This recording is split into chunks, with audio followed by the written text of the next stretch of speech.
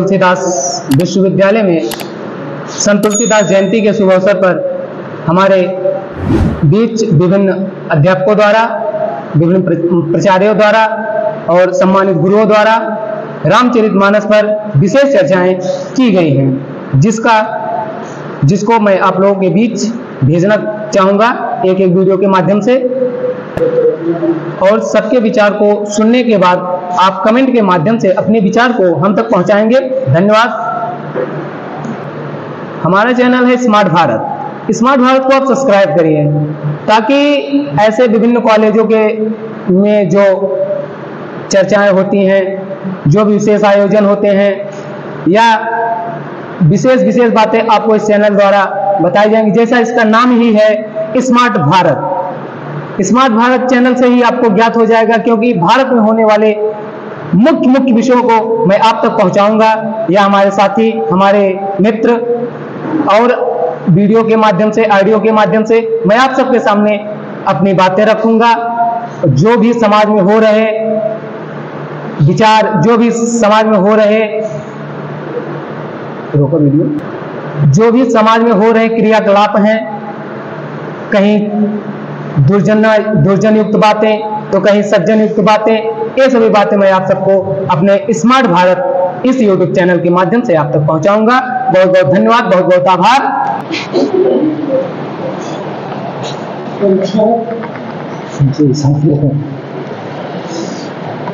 भारतीय संस्कृति के संरक्षक, सनातन धर्म के मसीहा पूज्यपाद गोस्वामी तुलसीदास जी, जिनकी जयंती आज मनाई जा रही है, इस अवसर पर उपस्थित परम आदरणीय प्रबंधक महोदय, प्राचार्य महोदय, और यहाँ पर प्राचार्य त्रयी हमको दिखाई दे रही है, पूर्व प्राचार्य त्रयी, जिसमें डॉक्टर अब्दुल रशीद पूर्व प्राचार्य, अब विभागाध्यक्ष अर्थशास्त्र और भूगोल विभागाध्यक्ष पूर्व डॉक्टर चंद्रशेखर उपाध्याय, वर्तमान इतिहास विभागाध्यक्ष और पूर्व प्राचार्य डॉक्टर जितेंद्र कुमार तिवारी, एवं सामने बैठे हुए हमारे विद्वान प्राध्यापक, प्राध्यापिकाओं एवं प्यारे बच्चों। गोस्वामी तुलसीदास जिनकी जयंती आज हम यहाँ पर मना रहे हैं, हमारी भारतीय संस्कृति के उन्नायक हैं, भारतीय संस्कृति के संरक्षक हैं। तुलसीदास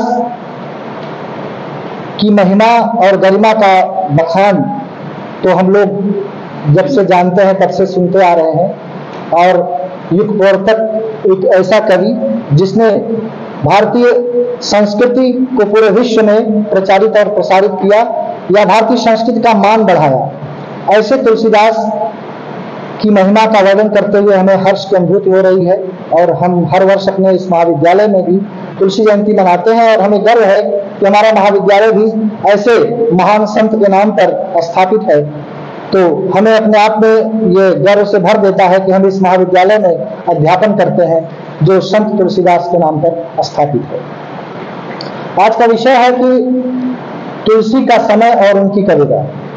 संत तुलसीदास का जब जन्म हुआ था तो उनका जन्म तो बड़े विशेष स्थिति में हुआ था कि जब वो त्याग दिए गए थे, कुछ ऐसे लक्षण थे कि उनके माता पिता ने भी त्याग दिया था। बड़ा ही कठोर समय उनका व्यतीत हुआ बचपन का, और जब वो थोड़ा बड़े हुए उन्होंने तमाम तरह के संघर्ष देखे और अपने जीवन में तमाम प्रकार की वेदनाओं, यातनाओं को उन्होंने सहा। और जब वो 24 वर्ष के मात्र थे तो अकबर के शासन काल में तुलसीदास जब 24 वर्ष थे तभी अकबर के शासन काल में उन्होंने लिखना पढ़ना शुरू कर दिया था। और उन्होंने जो लिखा उस समय, जो उन्होंने कलिकाल का वर्णन किया है मानस के उत्तरकांड में, वो युग के सापेक्ष बड़ा ही गंभीर वर्णन है। शायद ही कोई ऐसा कवि होगा जिसने कलिकाल का इतना सुंदर वर्णन किया है। क्योंकि चारों तरफ यवनों के आक्रमण हो रहे थे, चारों तरफ त्राही मची हुई थी, और भारतीय जो धर्म था वो पूरी तरह से संकट में था। एक तरह से कहे कि हिंदू धर्म का विनाश हो रहा था। चारों तरफ स्थितियां बहुत ही प्रतिकूल थी और विषम थी। ऐसे समय में ये स्थिति उत्पन्न हो गई थी कि लोग क्या करें, कहाँ जाएं, बड़े ही किंकर्तव्य विमूढ़ उस समय का जनमानस हो गया था। और तुलसीदास ने कलि का इतनी बार वर्णन किया है कि लगता है कि उनको रात में नींद कैसे आती थी जब वो बार बार उसका जिक्र करते हैं। मतलब इतने बेचैन थे, इतने परेशान थे। और उस समय स्थिति ये थी कि सामाजिक स्थिति भी बहुत विषम थी, जिसमें कि वो अकबर के समय स्थिति ये थी कि जब वहां उनके हरम में तमाम प्रकार की सुंदरियां होती थी, उनके खर्चों को उठाने के लिए तमाम प्रकार से कर लगाए जाते थे किसानों पर, और किसानों की लगान को 3 गुना कर दिया गया था। और एक स्थिति ये भी थी कि उस लगान को नगद उन्होंने कर दिया था कि नगद लगान वसूली जाएगी। मुखिया लगान को वसूल करता था। और फिर वहां की जो जनता थी, उस समय जो किसान थे, इतनी वेदना में थे, इतने विषम स्थिति में थे कि उनको जो है व्यापारियों की शरण में जाना पड़ता था। और फिर वो उनके मोहताज थे, मनमाना दाम जो थे उनको देना पड़ता था।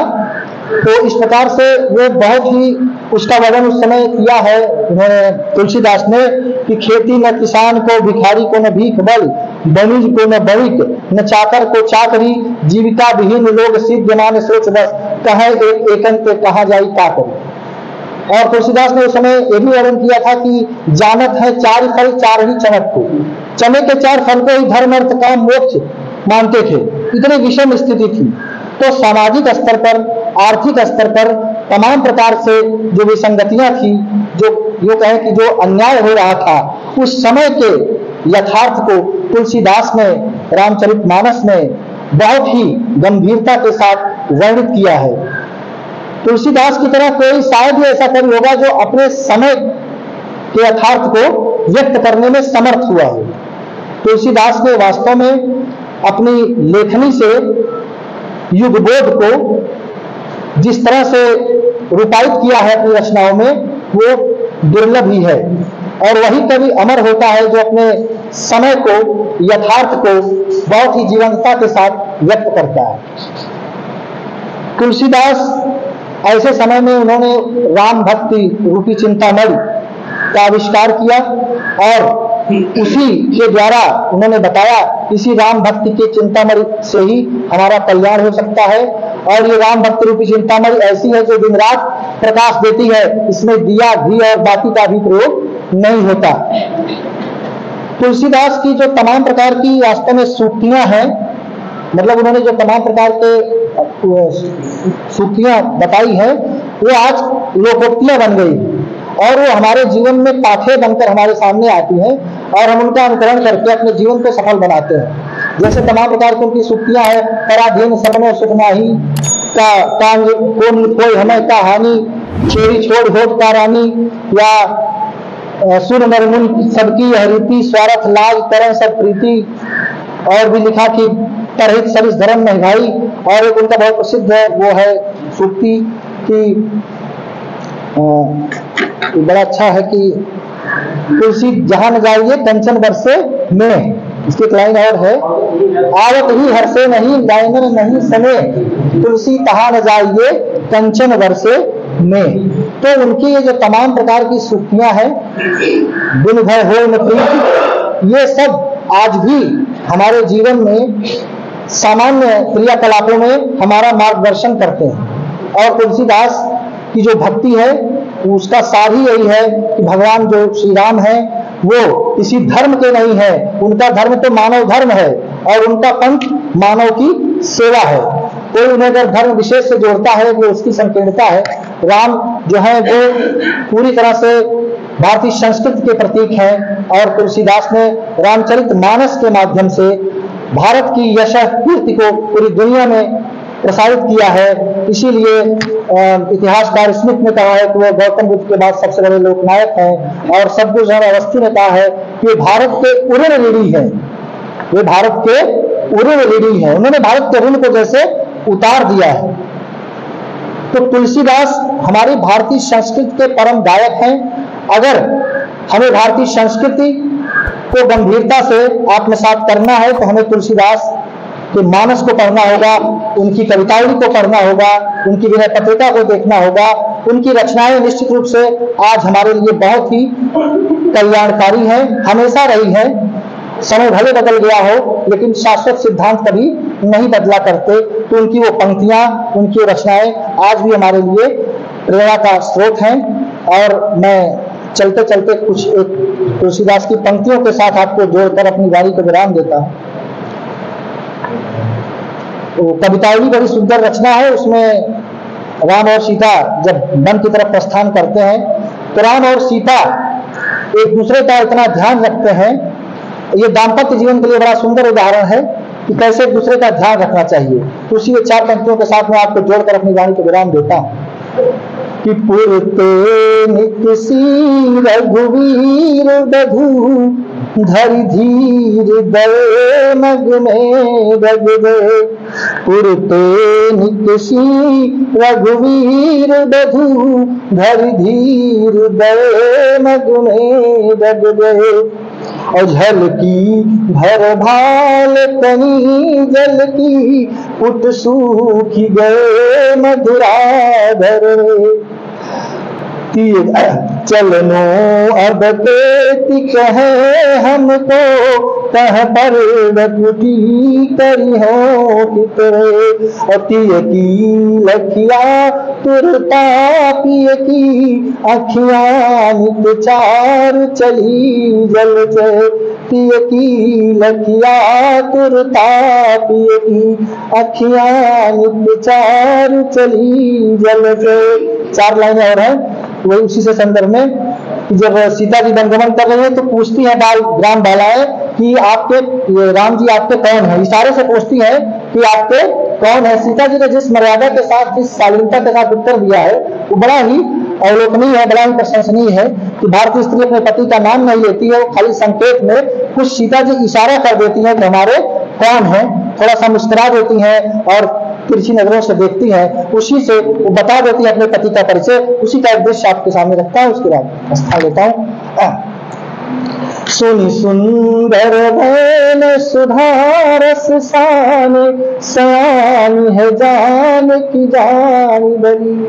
सुनि सुंदर भैन सुधारस सान सयानी है जान की जान बली। और तिरछे करीने नद सैन तिन्हें समझाई कछु मुस्काई चली।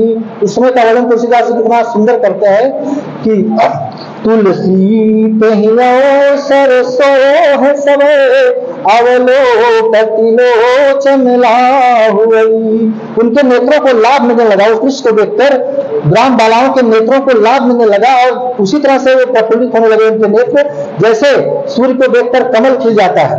प्रेम के सरोवर में मानो प्रेम के सरोवर में राम रूपी सूर्य का उदय हो गया है। तो तुलसी पहिया सरसो है सबे अवलोकति लोचन लाहुई। अनुराग तड़ाग में भानु दे विगसी मन कोमल कंग कली। अनुराग तड़ाग में भानु दे विगसी मन कोमल कंग कली। धन्यवाद।